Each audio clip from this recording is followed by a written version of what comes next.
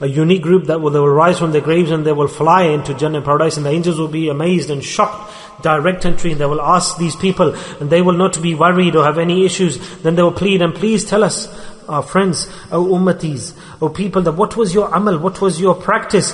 And alhamdulillah, we've done this action, and if we do that, we will go into that group. And what was the action? Subhanallah. They said that our amal, our action, we had 2 habits in our life, and we developed these habits in our life.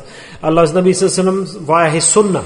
We had 2 habits via the beloved sunnah of Rasulullah sallallahu alaihi wasallam, and the rest we were normal. We used to pray like everyone else used to pray. We did Hajj, we went on Umrah, we also used to give zakah. Everyone used to do this, and we used to go and do this and that.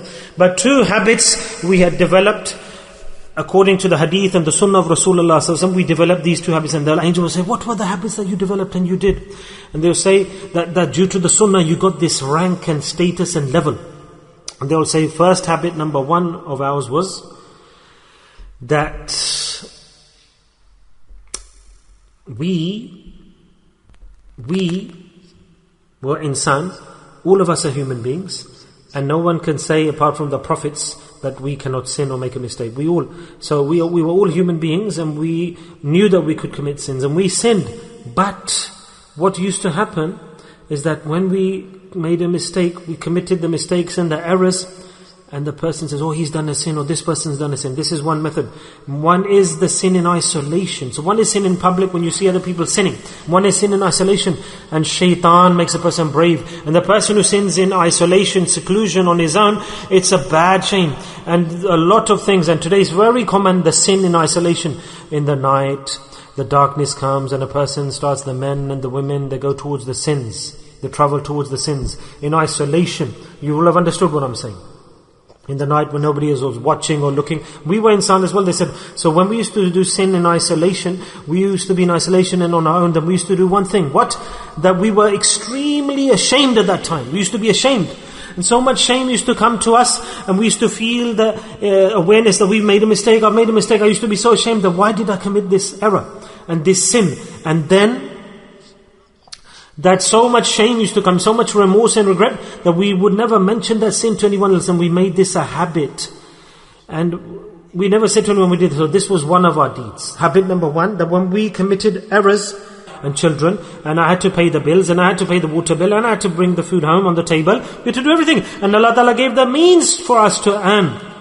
Now, I didn't own Marks and Spencer's, did I? When I started to work, and I started my business, then I didn't get Marks and Spencer's as a business, did I? I got a small stool.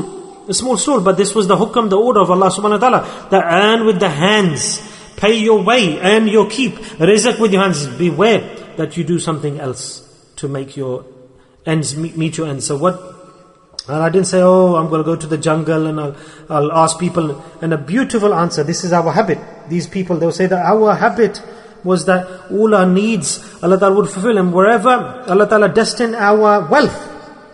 Listen, Allah Ta'ala has destined somebody to get wealth like this or like this in this place. Allah gives this business and that. That wherever Allah Ta'ala destined our wealth and our rizq, it was in a shop or outside a shop, or was it on a stall or on a cart, or did I have a big store or products, whatever was written in my destiny.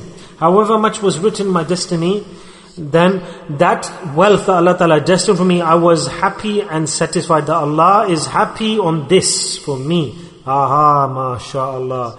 Now whether Allah gives £10 or £5 or £100 profit, here's where we lose out. Allah Ta'ala hasn't prevented us from earning. Allah has not prevented us from working, employment, or owning a business, or running an enterprise, or whatever, doing transactions. But Allah Ta'ala has prevented us that whatever wealth I give to you, you should be content and satisfied and happy. And when a person is not satisfied, then he opens the doors for haram. You understand what I'm saying?